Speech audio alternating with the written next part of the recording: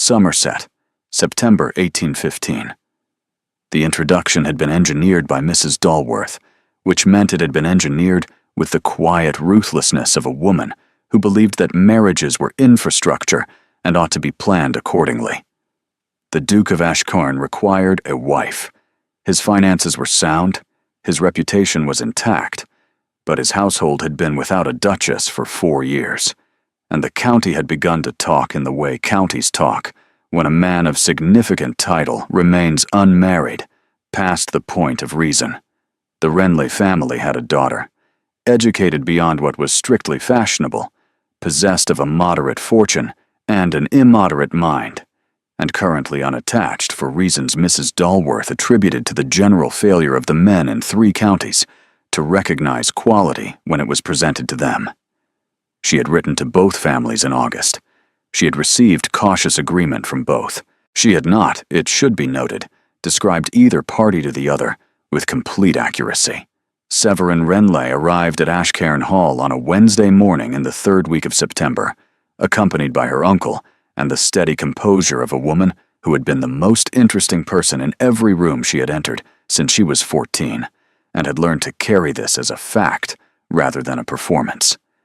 She wore a dress of deep amber, well made, the kind of thing that communicated taste without announcing effort, though the effort had been considerable, and she saw no purpose in pretending otherwise. She had her uncle's pragmatism in her thinking, and her late mother's precision in her posture, and she sat in the morning room of Ashcairn Hall, with a cup of tea she had not been offered, but had requested, and waited for the Duke of Ashcairn to appear. He appeared at 10:30. He was younger than she had prepared for, and more contained than she had been led to expect, which was the first surprise. The second surprise was the stillness. Not calm precisely, but the quality of a man who had constructed a version of himself for public use, and had been inhabiting it so long he had nearly forgotten it was a construction. He moved through the doorway with the economy of someone who owned every room he entered, and had stopped noticing that he did. "Miss Renly," he said. "Your Grace," she said.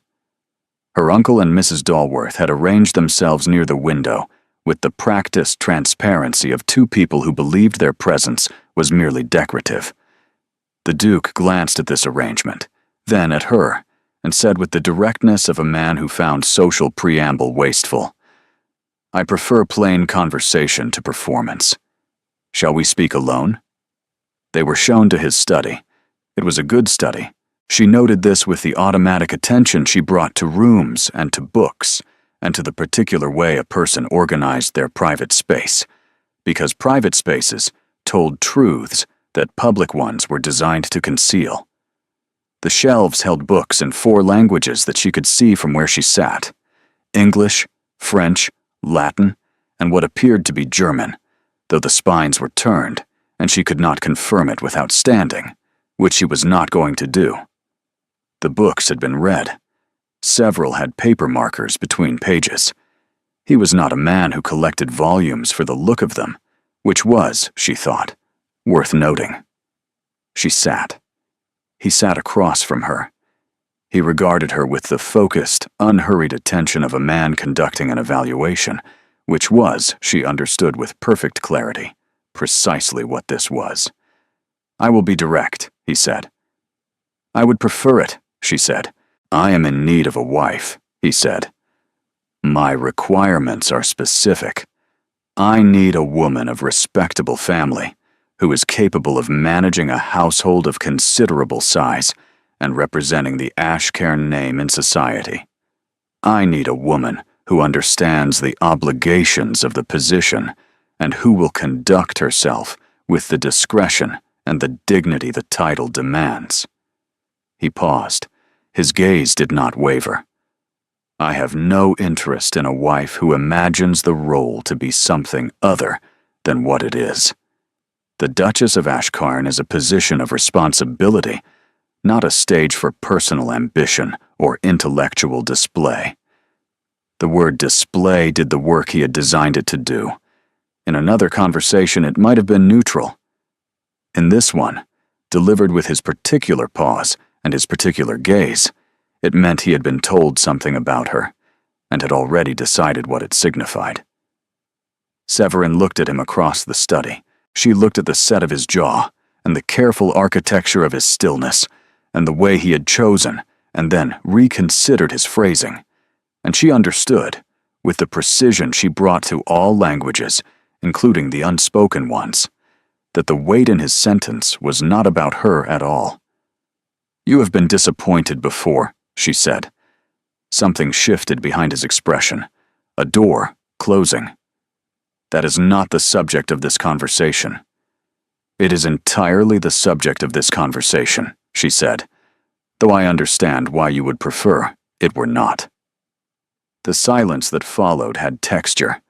She could feel him recalculating, adjusting the assessment he had walked in with, not revising it, not yet, but acknowledging for the first time that the person across from him was not going to fit inside it without alteration. "Mrs. Dalworth mentioned that you have certain accomplishments," he said, and the word accomplishments carried the same freight that display had carried, the dismissal dressed as politeness. "Languages, I believe," she said. "7, Severin said. He looked at her. "I speak 7 languages, Your Grace," she said. "English, French, Italian, German, Portuguese, Latin, and Greek. I read in all 7. I correspond in 5. I have translated diplomatic correspondence from my uncle's trade offices in Lisbon and Hamburg since I was 17, and I have negotiated contracts in 4 of those languages on his behalf since I was 19. She held his gaze. "These are not accomplishments. They are competencies. The distinction matters, and I am surprised that a man with German philosophy on his shelves does not observe it." The Duke of Ashcairn looked at her. He looked at her for a long moment, in which neither of them moved, and the study was very quiet, and the September light came through the tall windows and fell across the desk between them. He said nothing. She had expected argument. She had expected the polished dismissal of a man defending a position he had prepared in advance. She had not expected silence, and the silence told her something the argument would not have. It told her that he had heard her, and that hearing her had cost him something, and that the cost was not something he was willing to let her see. She waited. He did not speak. "Thank you for your candor, Your Grace," she said. She rose. He looked up. The silence broke against her, standing the way water breaks against a stone, and for one unguarded moment, she saw surprise in his face, genuine surprise, the kind that belongs to a man who has conducted many interviews and has never had the other party end one before he was finished. She did not curtsy. She did not incline her head. She spoke to him in French, one sentence, delivered with the unhurried fluency of a woman who had been thinking in that language since she was 11 and did not require preparation to use it as an instrument. "On ne peut pas évaluer ce que l'on refuse de voir." One cannot assess what one refuses to see.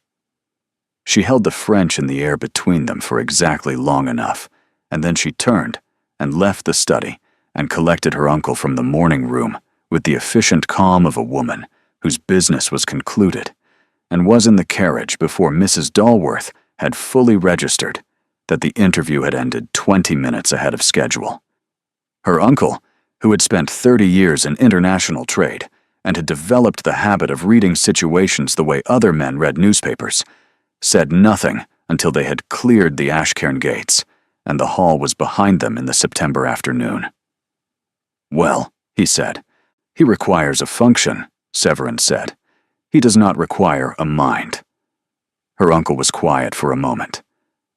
"The man has had difficulties, Severin. Lady Ashcairn was—" "I know what Lady Ashcairn was," she said. "I also know what I am. And I am not a remedy prescribed to treat another woman's diagnosis."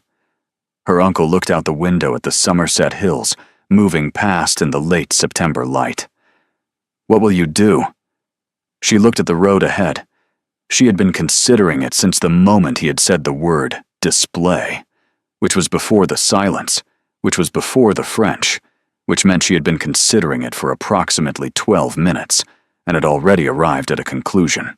"There is a translation post," she said.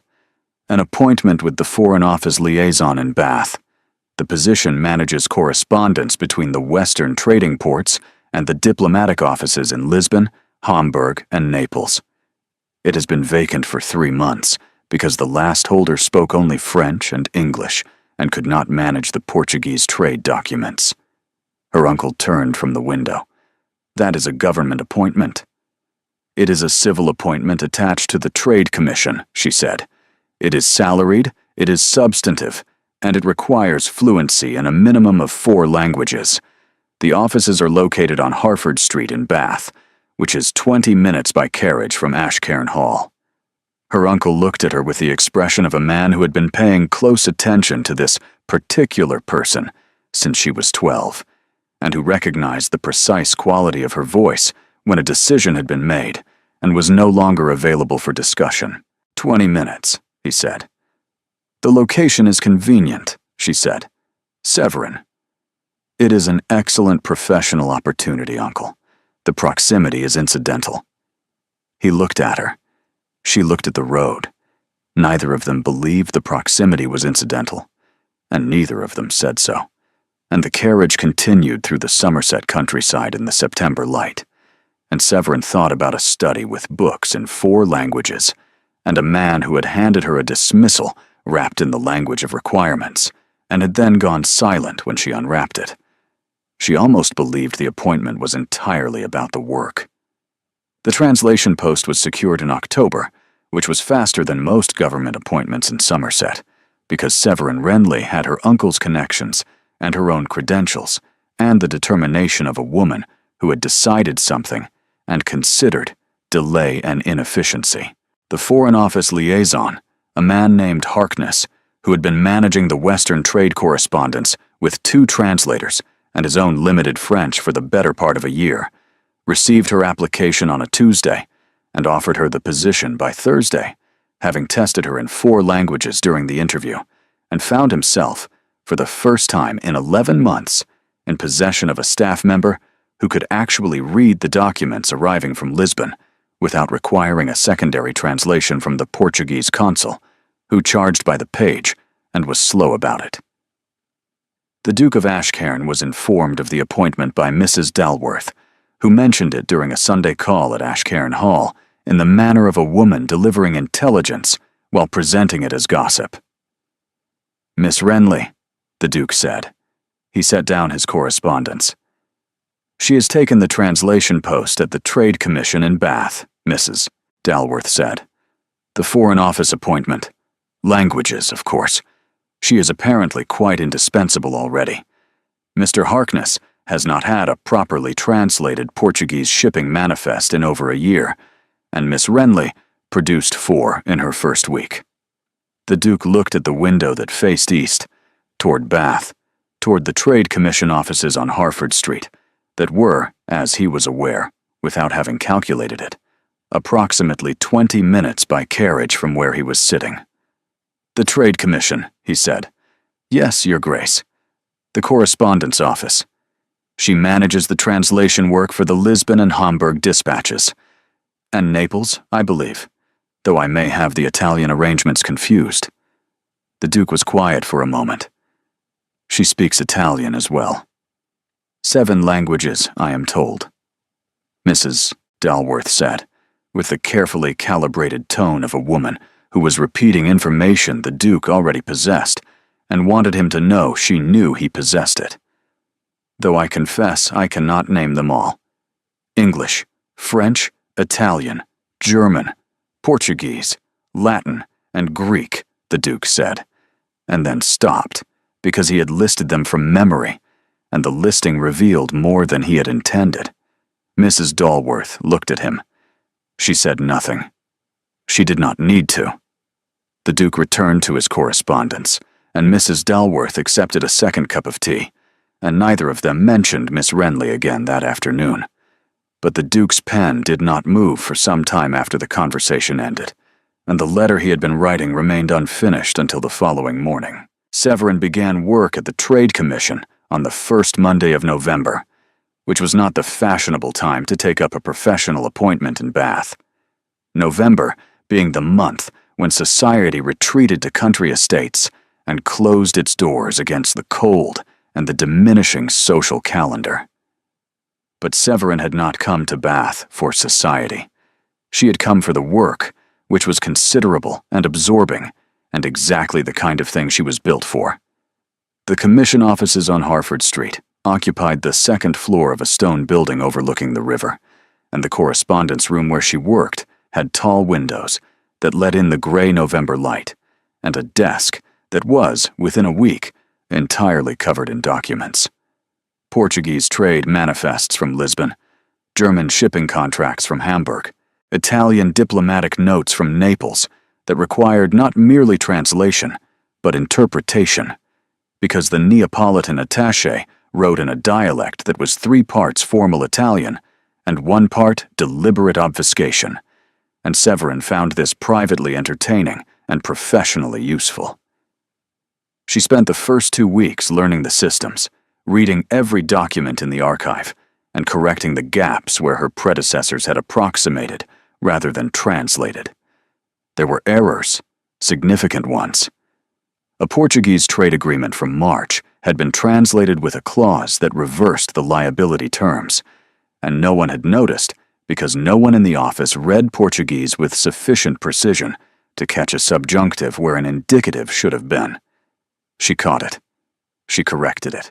She wrote a memorandum to Harkness explaining the error in language that was precise and diplomatic, and did not once use the word incompetent, though the word was available to her and would have been accurate. Harkness read the memorandum twice. He looked at her with the expression of a man who had just discovered that the person he had hired to translate documents was also capable of understanding them. "You found this in the March archive," he said. "I found this and 6 others," she said. "I have prepared corrections for all of them. 3 require letters to the Lisbon office. 2 require amendments to the Hamburg contracts. 1 requires a conversation with the Neapolitan attaché that I would prefer to conduct myself, as the error involves a diplomatic nuance that will need to be addressed in Italian and then confirmed in English, and I do not trust the confirmation to survive a third-party translation." Harkness looked at the stack of corrected translations on the corner of her desk that had not been there when he left the office the previous evening. "You did this overnight," he said. "I did this over 2 evenings," she said. "I do not work past 10. Harkness set the memorandum on her desk and left with the slightly dazed expression of a man who had requested a translator and received a department. It was on the 3rd week of November that the Duke of Ashcairn's correspondence arrived at the Trade Commission, not addressed to her. Addressed to Harkness regarding a shipping matter connected to the Ashcairn estate's timber exports, which were routed through the Bristol Channel and required documentation in English and Portuguese for the Lisbon receiving office. The matter was routine. The correspondence was formal. The fact that the Duke of Ashcairn had previously handled his timber documentation through his own estate solicitor and had never once directed a query to the Trade Commission was a detail that Severin noted and set aside and did not examine too closely. Harkness brought the correspondence to her because it involved Portuguese translation, which was her area, and because Harkness had developed in 3 weeks the habit of bringing everything to her, because she was, in his emerging understanding, the person in the office who made things work. She read the Duke's letter. She read it with the professional attention she brought to all correspondence, and then she read it again with a different kind of attention, the kind that noticed that his handwriting was precise and unhurried, and that his phrasing was direct, and that he had used one word, a specific Portuguese trade term, correctly, which meant he had either looked it up or had known it, and either possibility told her something. She translated the relevant documents. She prepared the response for Harkness's signature. She did not add a personal note. She let the work speak, because the work had always been the language she trusted most, and if he was listening, he would hear it. His reply arrived the following Tuesday, faster than Trade Commission correspondence typically moved, again addressed to Harkness, again involving a matter that could have been handled by his estate solicitor. This time, he included a question about the Portuguese tariff schedule that was specific enough to require genuine expertise and general enough to require a detailed written answer. Severin prepared the answer.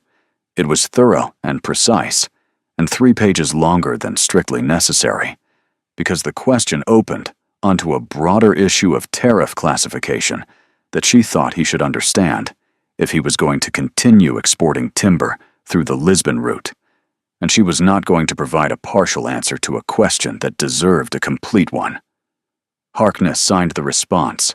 He did not ask why the Duke of Ashcairn's routine timber query had received a more comprehensive answer than any other correspondence that month. He had learned in 4 weeks that questioning Severin's professional judgments was both unnecessary and unwise. The Duke's 3rd letter arrived the following week. This one was addressed to Harkness, but the final line read, "Please extend my regards to your Portuguese translator, whose work on the tariff memorandum was exceptional." Severin read this line. She read it once. She set the letter on her desk and looked at the November rain on the Harford Street windows and thought about a man who had told her that the Duchess of Ashcairn was not a stage for intellectual display, and who was now sending compliments through official channels to the woman whose intellect he had dismissed, using the bureaucratic equivalent of a note passed in church. She did not smile. She did not allow herself the satisfaction, not yet. Not while the rain was watching, and the office was full, and the work was waiting. She picked up the next document, a shipping manifest from Hamburg, and translated it with the same precision she brought to everything.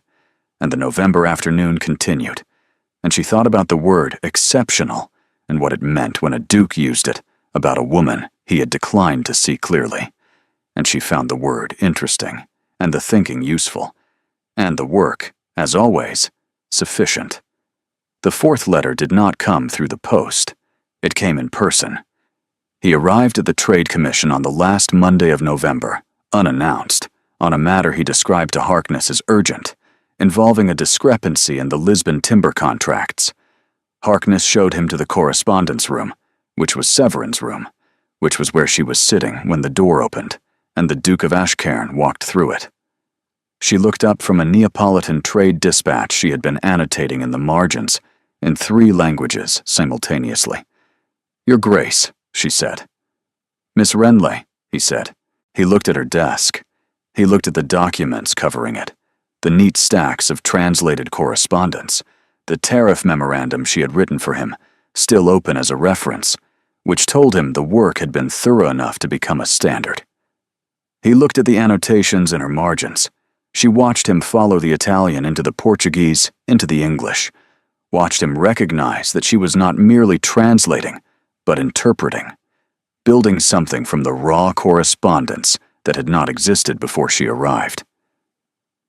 "The timber discrepancy," she said. "You mentioned it to Mr. Harkness." "Yes," he said. He was still looking at her desk. "There is no discrepancy," she said. "The Lisbon office uses a classification system that differs from the Bristol standard. The numbers appear contradictory, but resolve when you read the Portuguese headers, which specify a different unit of measurement. Your previous translator was converting the figures directly, which produced an apparent shortfall that does not exist." He looked at her. "You identified this from the correspondence." "I identified this from the first letter you sent," she said. "I included the correction in the tariff memorandum. Page 7, 3rd paragraph. The footnote explains the conversion." The Duke was quiet.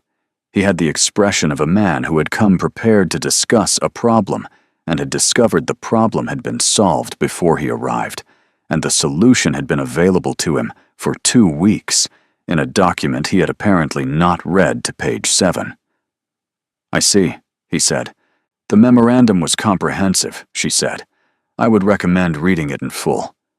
Something happened at the corner of his mouth, not a smile, the precursor to one, suppressed with the practiced control of a man who did not permit himself unguarded expressions in professional settings. But she saw it. She catalogued it. She set it beside the word exceptional and the 4 letters and the fact that he had come in person to a government office to discuss a discrepancy that did not exist, and she began to understand the shape of what was happening. "Thank you, Miss Renly," he said. "The work is exceptional." "You have used that word before, Your Grace," she said. "It remains accurate," he said. He held her gaze for a moment that was 1 beat longer than the professional register required. Then he inclined his head and left the correspondence room, and she heard him exchange brief courtesies with Harkness in the corridor, and then the commission door closed, and he was gone. She sat at her desk in the November light and thought about a man who had told her she was not needed for her mind, and had traveled to Bath to consult it. She thought about the almost smile, and about the tariff memorandum, and about the particular quality of his attention when he looked at her desk, the way he had read the room, the way she read rooms, looking for what was true about the person who occupied it. She thought about the study at Ashcairn Hall, and the man who had sat across from her and refused to see what was in front of him. He's beginning to see it now. She picked up the Neapolitan Dispatch and returned to her annotations, and the November afternoon continued on Harford Street, and she did not think about the almost smile for the rest of the day, with moderate success. December brought the winter social season in Somerset. The same families rotated through the same drawing rooms, with the accumulated precision of people who had elevated the ritual to something between tradition and surveillance. Severin had been received into the circuit through Mrs. Dalworth, who introduced her at the Pemberley dinner with the casual authority of a woman who considered introductions a form of infrastructure investment. The county had taken note. A woman of moderate fortune and no title, working at the Trade Commission, attending county dinners as though she belonged at them. Somerset was not certain what to make of this. It was certain that it was interested. She and the Duke were at the same dinner twice in December. The first was at the Cavendish House, a formal affair for 20, at which they were seated at the same end of the table and spoke exactly once, a brief exchange about the Portuguese tariff revisions that was overheard by Mrs.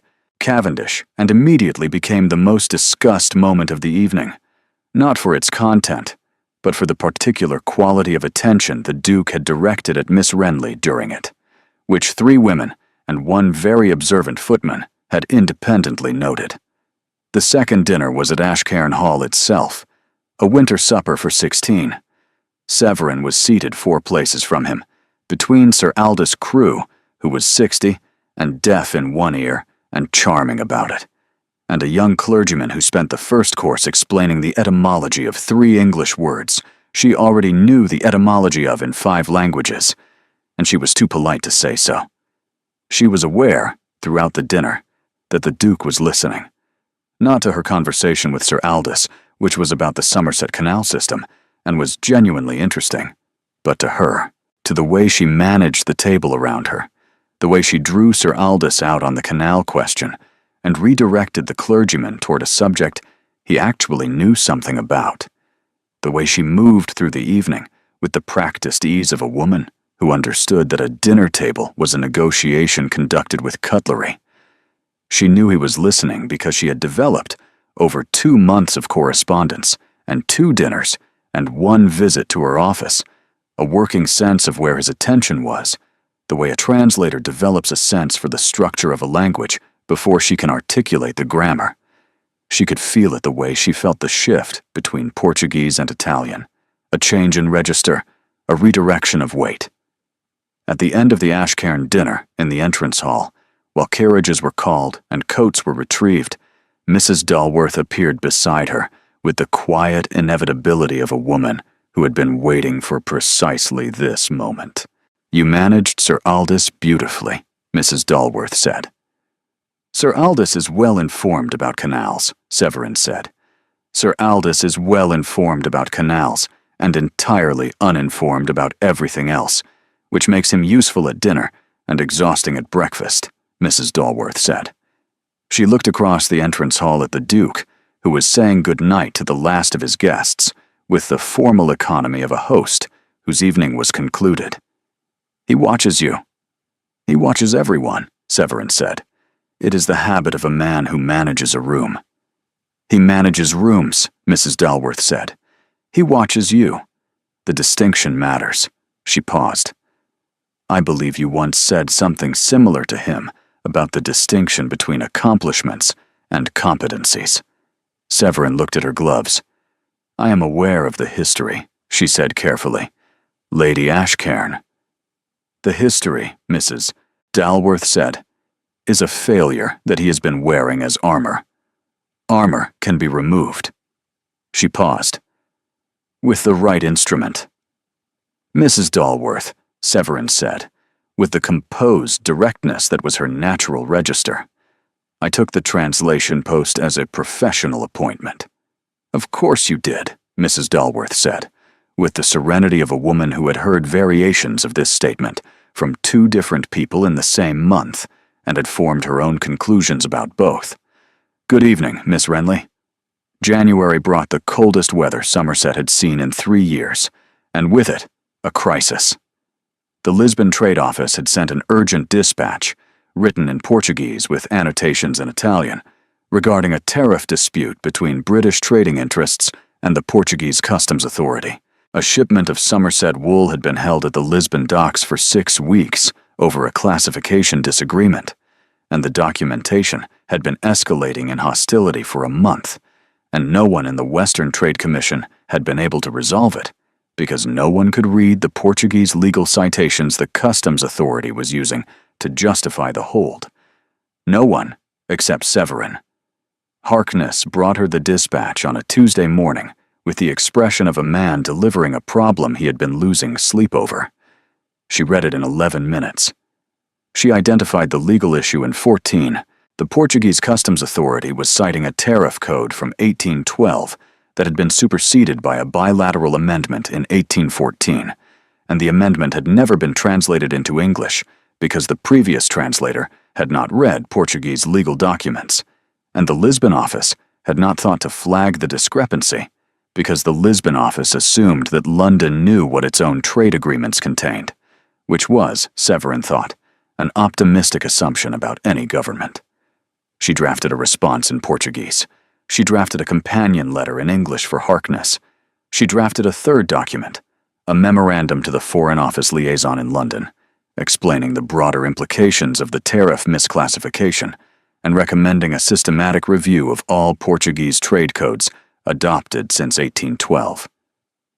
Harkness read all 3 documents. He set them on his desk and looked at her with the expression she had seen on his face before, the one that meant he was recalibrating his understanding of the person he had hired. "This resolves the wool shipment," he said. "This resolves the wool shipment, prevents the next 3 disputes of the same kind, and establishes a precedent for how the Commission handles Portuguese legal citations going forward," she said. "The memorandum to London is optional, but advisable. If they adopt the recommendation, it will save the Western Commission approximately 40 hours of translation work per quarter." Harkness was quiet for a moment. "I will send all 3, he said. The documents went to Lisbon and London on the same post. The wool shipment was released within 2 weeks. The Foreign Office liaison in London wrote back to Harkness with a note that was, by the standards of government correspondence, effusive, and which included the sentence, "The clarity of the Portuguese legal analysis suggests expertise that the Western Commission has not previously demonstrated." Harkness showed her the letter. She read it once. "They are complimenting you," she said. "They are complimenting you," Harkness said. "I am merely the signature." The resolution of the Lisbon dispute traveled through Somerset, the way professional accomplishments travel through a county that pays attention. It reached the Duke through Mrs. Dalworth at a Thursday call, through Sir Aldous at a Friday supper, and through his own steward during the weekly estate review, because the Ashcairn timber exports used the same Lisbon route and the same tariff codes Severin had corrected. The Duke listened to his steward's account of the matter. He asked 2 questions. The first was about the tariff codes. The second was about the memorandum to London. "Miss Renly drafted it," the steward said. The Duke was quiet for a moment. He looked at the estate ledger in front of him. He looked at the timber export figures. He looked at the south window that faced toward Bath, toward the Trade Commission, toward the correspondence room on Harford Street, where a woman he had told was not needed, for her mind had just resolved a diplomatic crisis that 3 government offices had failed to manage. "Have the timber documentation reviewed," he said, "against the corrected tariff codes." "Yes, Your Grace. Shall I contact the Trade Commission?" "I will handle it," the Duke said. The winter assembly at the Cavendish House was the largest gathering of the Somerset season. 50 people, the full county, the annual event that served as both social occasion and informal census, a way for the county to confirm who it was and who belonged to it, and who was still under consideration. Severin arrived with Mrs. Dalworth, who had developed the practice of collecting her from the Harford Street rooms before these events, without either of them having formally discussed the arrangement, which was Mrs. Dalworth's preferred method of making things permanent, without the inconvenience of agreement. The Duke was there. He was across the room when she entered, in conversation with Sir Aldous, and 2 men she recognized from the Ashcairn dinner, and he looked up when she arrived, and the quality of his attention was the one she had stopped pretending not to notice. The evening unfolded, as these evenings did. The circuits of the room, the overlapping conversations, the careful social choreography of 50 people managing their reputations in a shared space. She talked about the canal system with the Cavendishes. She talked about the Lisbon resolution with Harkness, who had been invited because the Cavendish family had wool interests. She talked about crop rotation with 2 landowners who were surprised that a woman at a trade commission understood agriculture, and she did not explain that she understood it in 4 languages, because the explanation was longer than the conversation warranted. She was in the middle of this circuit when she became aware of Lord Berwick. She had noticed him earlier in the evening, a baronet, late 40s, who carried the permanent expression of a man whose opinions had never been tested and whose position had never been questioned. He had been at the Ashcairn dinner in December, and at the Cavendish dinner before that. Each time he had watched her from across the room with the particular attention of a man assembling a judgment he intended to deliver when the audience was right. The audience was right now. "Miss Renly," Lord Berwick said, positioning himself at her left during a pause in the conversation. 4 other people were close enough to catch the exchange. He had chosen his moment. "The Lisbon affair," he said with a smile that included the room. "Quite the achievement for the Trade Commission. One hears that the resolution was managed entirely through translated correspondence." He paused. "Remarkable that a woman of, shall we say, linguistic enthusiasm should find herself at the center of a diplomatic matter." She looked at him. The word enthusiasm performed the same function that display had performed in the Duke's study. It was the diminishment dressed as compliment, the reduction of competence to hobby, delivered with a smile and an audience, and the confidence of a man who had never been contradicted by anyone who mattered. "One does wonder," he continued, "whether the Commission's reliance on a single translator, however talented, reflects a strength or a, shall we say, a vulnerability in the system. Expertise is admirable, of course, but institutional dependence on one person's particular skills can suggest a certain fragility in the apparatus." The word fragility carried his real meaning, not the Commission's fragility. Hers. The fragility of a woman without title or husband or institutional protection who had placed herself at the center of something important and could, he was suggesting, be removed from it as easily as she had been inserted. She was composing her response, the precise, measured, devastating response she had been formulating since the word enthusiasm when she heard the Duke's voice. "The Lisbon Resolution," the Duke said from her right, in a register she had not heard before. Not the study voice, not the dinner voice, not the correspondence voice, but the one that lived beneath all of them, the one that carried the weight of a title that had been in Somerset since the 16th century, and knew exactly what that weight could do when it was applied. The Lisbon Resolution saved the Western Trade Commission 6 weeks of escalation and prevented a tariff misclassification that would have affected every British export routed through the Portuguese Customs Authority, including the Ashcairn timber contracts. He looked at Lord Berwick with the focused, unhurried attention that she had first encountered in the study, and that was now directed at someone else entirely. The memorandum that accompanied the resolution has been adopted by the Foreign Office as a reference standard for Portuguese trade law. I know this because I received confirmation of it this week in my own correspondence. He paused. The room was very quiet. The system is not fragile, Lord Berwick. The system, for the first time in 3 years, is functioning. I would suggest that anyone familiar with the Commission's output since November would know the difference. Lord Berwick's smile underwent a rapid and visible recalibration. "Of course, the county," the Duke said, with the economy of a man who did not require volume because he had never needed it. "Benefits from expertise applied seriously. I believe we are all agreed on that." He looked at Lord Berwick for 1 moment longer than was necessary. Then he returned to the conversation he had been in, as though nothing had occurred, and Lord Berwick found someone else to speak with the controlled haste of a man who had been corrected in public by the only person in the room whose correction could not be returned. Severin stood beside the Duke in the aftermath. She thought about what had just happened with the precision she brought to all important information. He had not made her a cause or a project. He had inserted accurate, verifiable information into a room that was being given a false impression, and had done it in a way that left her standing as a professional rather than as a woman being defended. She thought he knows what he has done. She thought he is waiting to see what I do with it. She excused herself and crossed the room to Mrs. Dalworth, who looked at her expression, and then at the Duke across the room, and then back at her expression. "Well," Mrs. Dalworth said. "He intervened," Severin said. "I saw." "He did not have to."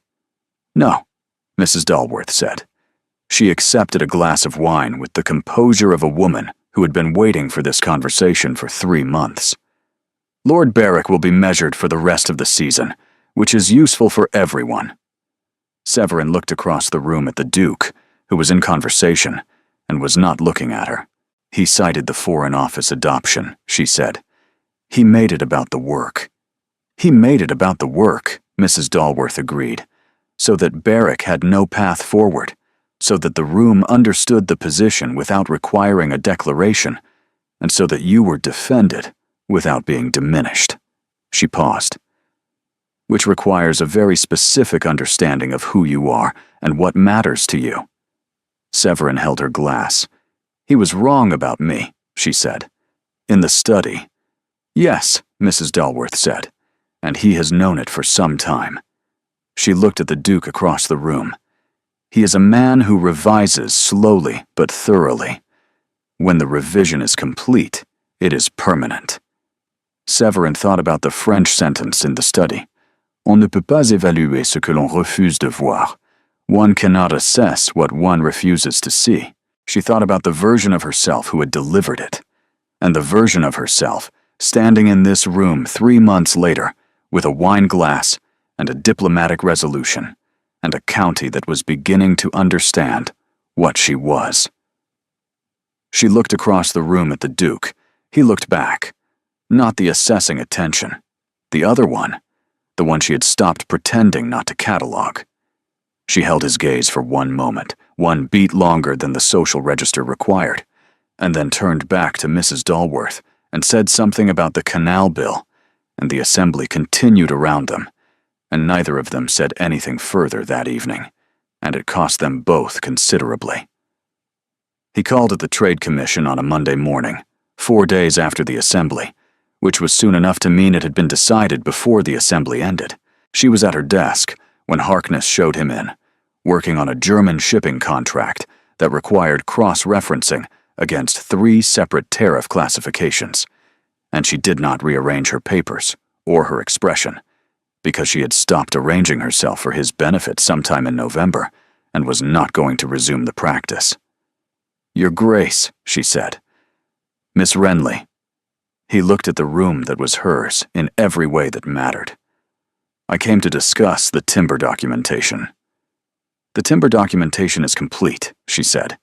"I sent the corrected filings to your steward last week." "I know," he said. "I have read them, including page 7. Something moved between them. Not the precursor to a smile this time, but the acknowledgement that page 7 had become a reference point, a private language built from a professional exchange, and both of them understood what it meant.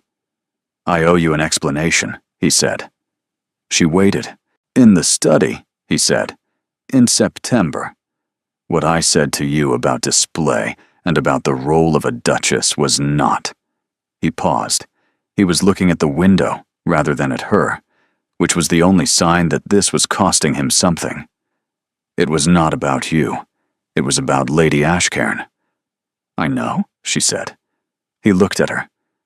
"I understood in the study," she said. "That is why I left in French. Not because you dismissed me, though you did, but because I understood that you were not evaluating me at all. You were defending yourself against a repetition that I had not committed and wasn't going to commit." He was quiet for a long moment. "Your wife," Severin said. "She was intelligent." "She was brilliant," the Duke said, and the word carried 4 years of weight. "She was the most intellectually gifted woman I had ever met, and she used every capacity she had to dismantle everything I built, and most of what I was. She conducted her intelligence the way other people conduct warfare. By the time she left, I had concluded that a woman's mind was something to be survived rather than valued." He looked at the window. "I brought that conclusion into the study in September and presented it to you as a requirement. I called it discretion. I called it dignity. It was neither. It was fear." Severin looked at the man across her desk who had walked into a study with a wound dressed as a policy, and had just named the wound without flinching. "I am not Lady Ashcairn," she said. "I know," he said. "I have known it since the tariff memorandum." That is a very specific moment to have identified the distinction. "It was a very specific memorandum," he said. Page 7 made a case for Portuguese tariff reform that was more rigorous than any argument my estate solicitor has produced in 10 years. It was also clear and useful and offered without performance. That was the distinction. Lady Ashcairn's intelligence was a weapon. Yours is a language. She looked at him. She thought about a man who had spent 4 years wearing his failure as armor, and had just taken the armor off in a government office on Harford Street on a Monday morning. And she thought about what it cost to do that, and what it meant that he had chosen to do it here, at her desk, in her room, where the work was. "The French," she said, "in the study. When I left." "On ne peut pas évaluer ce que l'on refuse de voir," he said. She stared at him. "You remembered it," she said. "I translated it that evening," he said. "My French is adequate for philosophy, but insufficient for insults delivered at speed. I required a dictionary." "You were correct," he said. "I was refusing to see. I have since looked." She held his gaze across the desk covered in German shipping contracts and Portuguese tariff codes, and the accumulated evidence of 3 months of work that had been, she could now admit, never entirely about the work. "And what do you see?" she said. "I see a woman who speaks 7 languages," he said, "and who has been speaking an 8th one to me since September, and I have only recently become fluent enough to hear it." The Monday morning continued on Harford Street. The commission offices were quiet. The German contract was on the desk between them, and the window showed the winter sky over Bath, and neither of them moved, and the moment held itself with the precision of a sentence, in a language they were both still learning to speak. She did not speak to him in French. She did not speak to him in any of the 7 languages she had catalogued and deployed and used as instruments and as shields and as the evidence of who she was. She spoke to him in the 8th one. "You are not too late," she said. He reached across the desk. He took her hand, the hand that held the pen, the hand that had translated the tariff memorandum and the Lisbon dispatch and the French sentence that had started everything. He held it with the grip of a man who had spent 4 years holding nothing and had decided he was finished with the practice. "Severin," he said. Her name. Not Miss Renly, not the professional register. Her name, spoken in his voice for the first time, and it carried all of September and October and November and December and January in it, and none of it was armor anymore. "William," she said, because she had learned his name from Mrs. Dalworth and had been carrying it since October without using it, and had decided that this was the morning it was needed. He kissed her. It was not hesitant. It had the directness of a man who had spent 4 months revising a position and had arrived at a conclusion he was prepared to act on. She kissed him back with the same precision she brought to contracts and translations and every true thing she had ever decided, and the office was quiet, and the winter morning continued on Harford Street, and none of it required further translation. When they separated, she kept her hand in his. "The timber documentation," she said, "is complete," he said. "I have been thorough this time." "You came to discuss the timber documentation." "I came to discuss the timber documentation," he agreed. "The timber documentation has been discussed." "Has it?" "The relevant matters have been addressed," he said. "I believe we have moved to supplementary items." She looked at him. He looked at her. The corner of his mouth did the thing she had catalogued at the first visit, and was now permitted to acknowledge she had been cataloguing. "You are going to be very difficult to manage," he said. "I have 7 languages," she said. "I am difficult to manage in all of them." "I am aware," he said. "I have been compiling evidence." "Is this a proposal?" "This is a preliminary finding," he said. "Based on extensive correspondence, 1 in-person consultation, 2 dinner observations, 1 public intervention, and a tariff memorandum that I should have read to page 7 considerably sooner than I did. That is a thorough basis for a finding." "I am thorough," he said, "when the subject warrants it." She looked at him. She thought about a man who had walked into a study with a policy built from a wound and had spent 4 months having the policy dismantled by tariff codes and diplomatic dispatches, and a woman who knew what her competencies were and had deployed them from a desk on Harford Street. "The finding is accepted," she said, "pending formal review." "The formal review," he said, "will require a longer conversation than a Monday morning at the Trade Commission allows." "Then you should come to dinner," she said. "Thursday. My room's on Harford Street. I will not serve you tea in the drawing room because I do not have a drawing room. I have a desk and a dining table that seats 4. "Thursday," he said. 7 o'clock. 7 o'clock, she confirmed. He released her hand. He looked at her for one more moment with the full, undefended attention, the one that had nothing of September in it, and then he inclined his head and left, and the commission door closed behind him, and Severin sat at her desk and looked at the German contract and found that she could not read it, which had never happened before, and was, she concluded, an acceptable temporary condition. The engagement was settled by the end of February, which surprised no one who had been paying attention and several people who had not. He had asked formally on a Thursday evening at her Harford Street rooms over a dinner she had cooked herself because she did not have a cook and did not consider this a deficiency. And she had said yes with the same directness, and they had regarded each other across a table that seated 4 with the mutual recognition of 2 people who had arrived at the same conclusion from opposite directions, and were pleased to find the conclusions matched. Her uncle received the news with the quiet satisfaction of a man who had watched his niece take a translation post 20 minutes from a duke's estate, and had understood precisely what she was doing. "The Duke of Ashcairn," he said, "the man who had no interest in intellectual display." "He has revised that position considerably," she said. "He read the tariff memorandum to page 7. He translated the French I said to him in September using a dictionary. He told me that my intelligence was a language, not a weapon." She paused. "I find I cannot hold a man's September against him when his January is everything it should be." Her uncle set down his correspondence. "Is he good enough for you?" She thought about it honestly, the way she thought about everything. "He is learning to be," she said.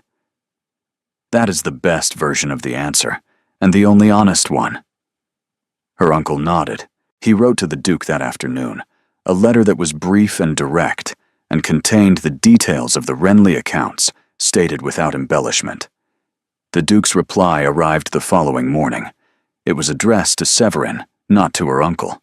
It said, "Your uncle's letter was generous and entirely beside the point.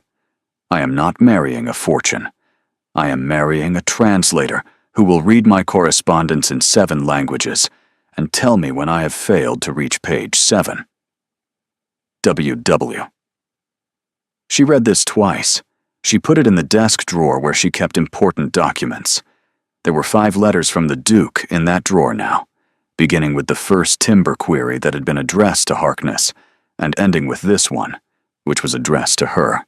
And the distance between those 2 addresses was the entire story. Mrs. Dalworth called on Wednesday. She arrived at the Harford Street rooms with the energy of a woman who had been exercising restraint for 4 days and had reached its limits. "Well," she said. "Well," Severin agreed. "The correspondence room? He proposed in the correspondence room?" "He proposed at this table," Severin said, "over roast chicken and a conversation about Portuguese maritime law that became a conversation about other things." "He was happy when he called on me yesterday," Mrs. Dalworth said. "I have not seen him happy in 4 years. He showed it the way he shows everything, very quietly, and as though it had always been there. But it was new, and I saw it. And I want you to know that I saw it." She looked at Severin steadily. "You are good for him." "He's good for me," Severin said, "which is the thing I did not expect." "What did you expect?" Severin looked at the window, the Harford Street view, the winter sky over Bath, the road that led to Ashcairn Hall. "I expected to prove a point," she said. "I expected to take this post and be brilliant at it, and make it impossible for him to maintain the position he had taken in September. I expected to be right." She paused. "I did not expect to discover that he was also right about certain things, and that the things he was right about were the things that made him worth the argument." "What was he right about?" "That a woman who speaks 7 languages," Severin said, "is a formidable thing. He had entirely the wrong response to it. But the recognition was not wrong." Mrs. Dalworth smiled, not the social smile, the real one, the one that belonged to a woman who had spent 40 years managing Somerset society and occasionally found it genuinely worthwhile. "He is going to discover," Mrs. Dalworth said, "that he has acquired a duchess who will manage his correspondence better than he does." "He has already discovered it," Severin said. "He mentioned it twice during the proposal." "During the proposal." "He described it as a preliminary finding based on extensive evidence. I described the finding as accepted pending formal review. We then discussed the terms." Mrs. Dalworth set down her cup. "He proposed to you using the language of Trade Commission correspondence?" "He proposed to me," Severin said, "in the 8th language, the one we built together. It was the most fluent thing he has ever said to me." Mrs. Dalworth stood with the efficiency of a woman who had received everything she came for. "The engagement dinner," she said. "I will host it. The first week of March. The Cavendishes, the cruise, the county. A full occasion. She paused at the door. Lord Berwick will be invited. Severin looked at her. Because, Mrs. Dalworth said, it is better to have him at the table where he must be gracious than outside it where he will not. And because the sight of Lord Berwick congratulating you on your engagement to the Duke of Ashcairn will be one of the more satisfying things I have witnessed in recent memory, and I am not above enjoying it. Severin looked at her for a moment. I find I am not above it either, she said. Mrs. Dalworth left. Severin returned to her desk and found that she had been sitting with a Portuguese shipping manifest for 20 minutes without reading a single line, which was unprecedented, and which she attributed to the view from the window, which showed the road to Ashcairn and the February sky and everything she was seeing differently. They were married in April at the church in the village between Bath and Ashcairn, which was geographically convenient and architecturally beautiful, and contained a stone font that had been there since the 13th century, and windows that let in the April light in a way that made the entire building feel like a sentence in a language that did not require translation.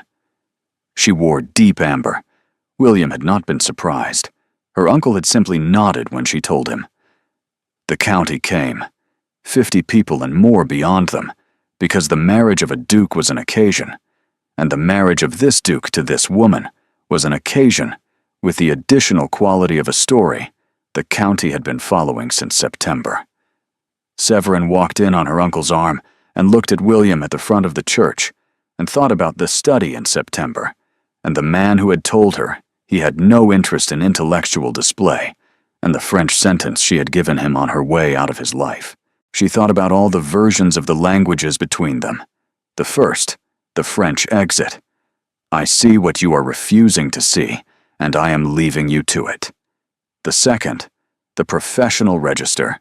The tariff memorandums that had spoken for her when she would not speak for herself. The third, the silence at the assembly, when she had held his gaze one beat longer than required, and the nothing had said everything. The fourth, at her desk, when she had spoken in the 8th language, the one they had built from timber documentation and a memorandum he should have read to page 7. She thought about the 5th version. She had thought about where it would happen and what it would mean. She reached the front of the church. William looked at her with the full undefended attention, the expression that had nothing of September in it, nothing of the study evaluation, nothing of the man who had organized his grief into a policy. Just this. Just him, entirely present, looking at the woman who had taken a translation post 20 minutes from his estate, and resolved a diplomatic crisis, and been right about everything, and had chosen him anyway. She took his hand. She leaned close enough that only he could hear her, and she spoke to him in Italian, soft and precise, and unhurried, a sentence she had chosen because Italian was the language she loved most, and had never used with him before, and she had been saving it. Ti ho scelto in tutte le lingue che conosco, e in quella che abbiamo inventato insieme. I chose you in every language I know, and in the one we invented together. He looked at her. He understood it completely. She saw him understand it, because his Italian was better than his French, and because some things do not require translation when the person hearing them has spent 6 months learning how to listen. Severin, he said, and her name in his voice had all of September and October and November and December and January and February in it. And none of it was armor anymore, and all of it was the 8th language, the one that did not belong to any country and could not be found in any dictionary, and was, she had concluded, the only one that had ever mattered. The April morning went on around them, warm and unhurried, and entirely indifferent to whether any of it had been practical. And the answer they had both arrived at was that it had been, just not in the way she had told herself in September.